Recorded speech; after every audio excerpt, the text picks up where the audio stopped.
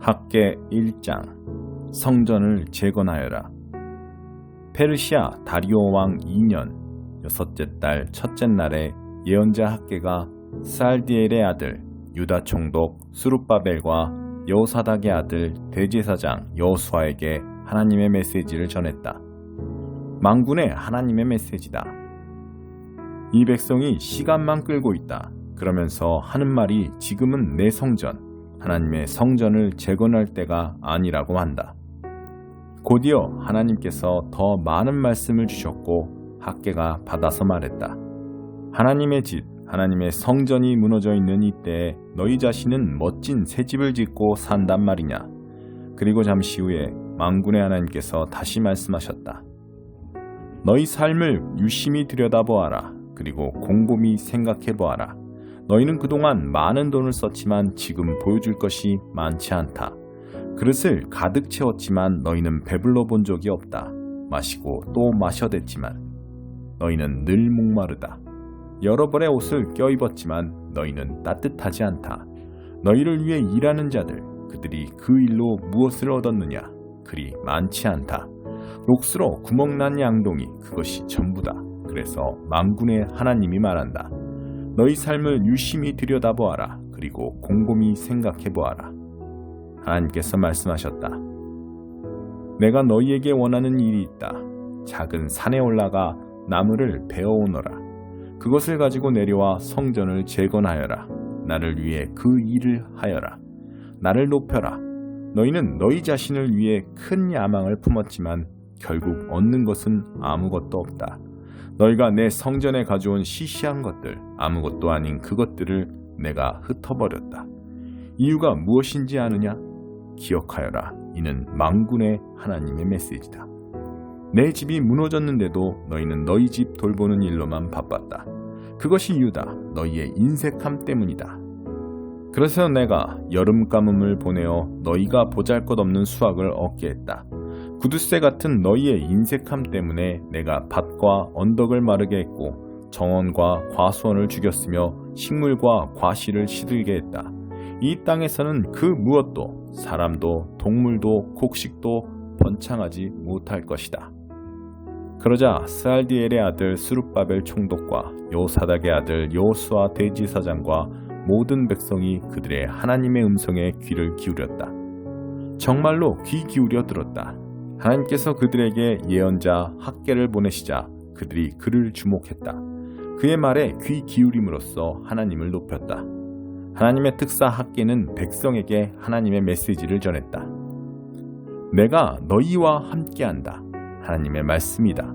이렇게 하여 하나님께서 스룹바벨, 여호수아 그리고 모든 백성을 움직이셔서 그들이 만군의 하나님의 성전 일에 착수하게 하셨다.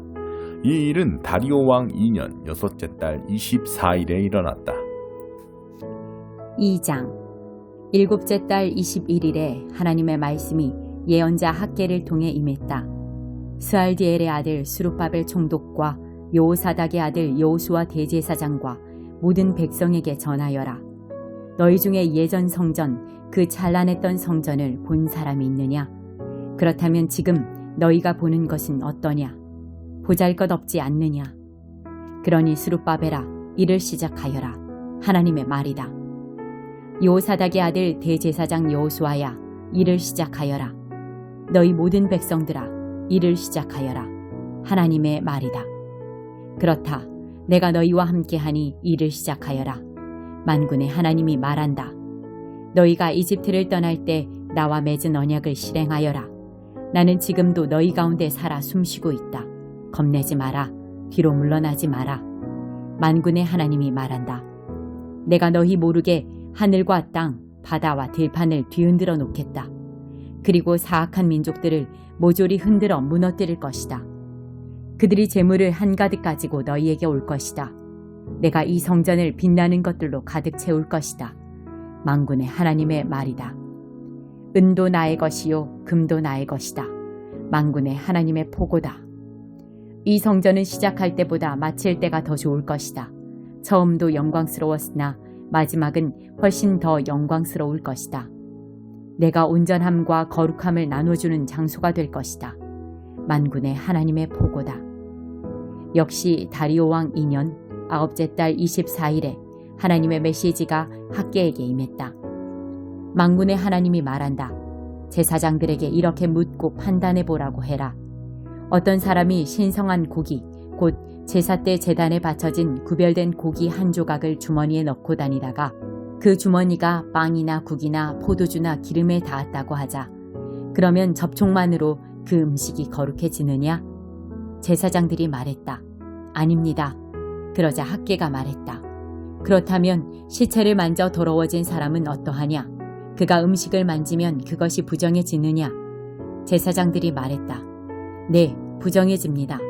그러자 학개가 말했다. 그래서 이 백성이 부정해지고 이 민족이 부정해진 것이다.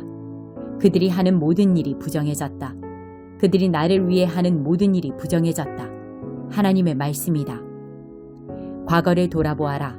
너희가 내 성전 재건을 시작하여 첫 기초를 놓기 전까지 사정이 어떠했느냐. 너희 밭의 수확이 그렇게 더디고 양이 적었던 까닭은 너희가 하나님의 성전 재건 일에 그토록 굼뜨고 문그적되었기 때문이 아니냐. 너희는 곡물과 포도주를 예전에 반밖에 거두지 못했다. 나는 너희를 가뭄과 병충과 우박으로 쳤고 너희가 하는 모든 일이 타격을 받았다. 그러나 너희는 당황하는 빛이 없었다. 여전히 나를 무시했다. 하나님의 포고다. 오늘 9째 달 24일부터는 앞을 내다보아라. 성전 재건이 시작된 오늘부터 앞을 내다보아라. 지금까지 너희 밭에서 난 것들, 포도나무, 무화과나무, 석류나무, 올리브나무 중에 열매가 풍성하게 달린 것이 하나라도 있었느냐? 그러나 오늘부터는 복을 기대해도 좋다. 9째 달 24일 기억할 만한 이날에 하나님의 메시지가 두 번째로 학개에게 임했다. 유다 총독 스룹바벨에게 전하여라. 내가 모든 것을 뒤흔들어 놓을 것이다.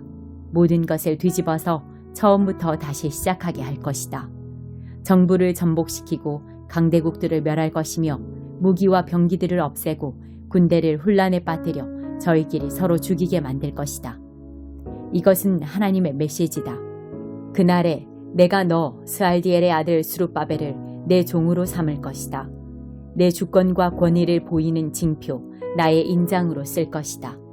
내가 밭을 살펴보고 너를 이 일의 일꾼으로 택했다. 만군의 하나님의 메시지다.